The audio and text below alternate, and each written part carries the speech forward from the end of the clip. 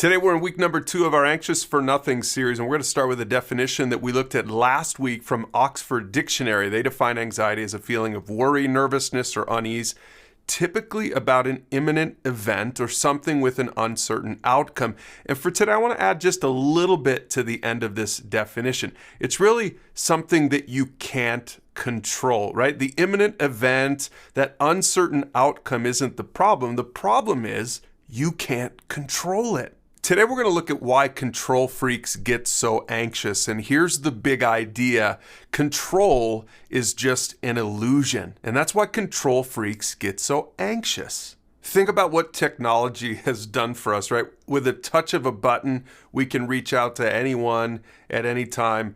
What's worse is they can reach out to us at any time they want to, right? We can turn on lights with our voice, kind of like what God did when he said, "Let there be light." So we get this illusion of control. We feel like we're more in control than ever before, but really we're not. We're just like the cavemen. It's all just a crazy illusion. And so let's go back to the anxiety chapter, Philippians chapter 4. We already looked at verses 6 and 7 last week. Today we're going to look at verses 4 and 5. Paul says there, "Always be full of joy in the Lord." I say it again, rejoice. Let everyone see that you're considerate in all you do. Remember, the Lord is coming soon. Now, that last part there, the Lord is coming soon, was probably meant to encourage Paul's original listeners, right? Because they were undergoing a bunch of persecution and suffering for being a Christian. But today, when we read a verse like that, probably most of us get more anxiety. We're like, wait a second.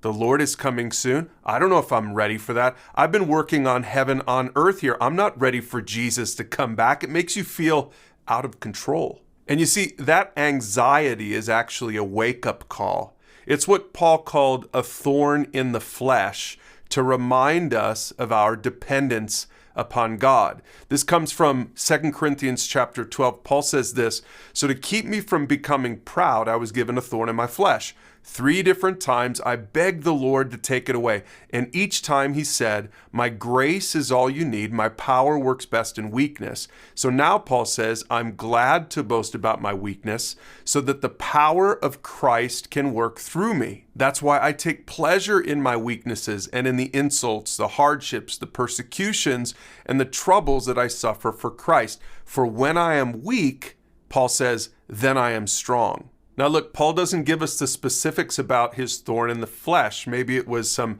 physical ailment. Some people think maybe it was his poor eyesight, but maybe, just maybe, it could have been anxiety, like the anxiety that you're struggling with. And here's what I want you to think about right now.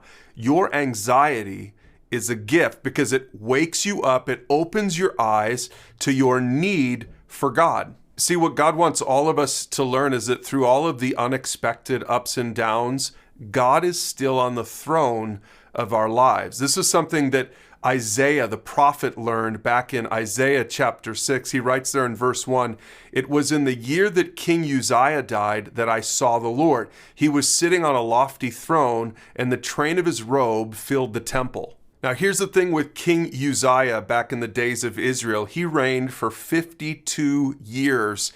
It was the greatest reign that the Israelites had seen since the reign of David, generations before. And so the people got really comfortable. They felt this sense of peace and prosperity under the reign of Uzziah, and then he died. And that's exactly when God gives Isaiah this vision. It was as if God was saying to Isaiah, "I'm still on the throne. I always was." Uzziah was never in control. God says it was always me.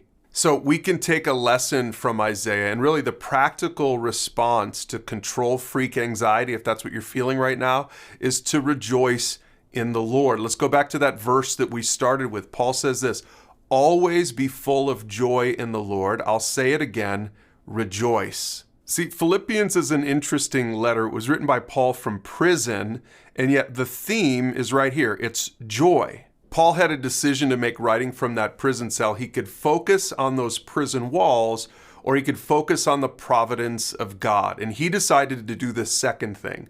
And that led to peace. That peace that we talked about last week, the peace that passes understanding.